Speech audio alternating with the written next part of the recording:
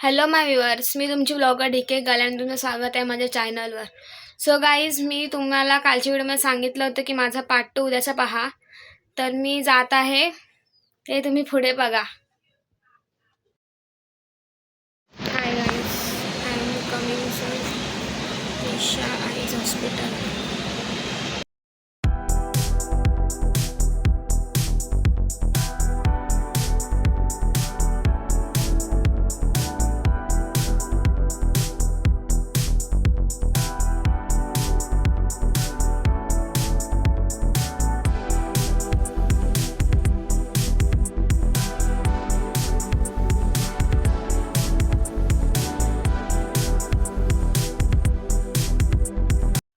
So hey guys, finally मी घरी आलेले आहे. तुम्ही पाहिलंच असेल की सलाईन लावली होती.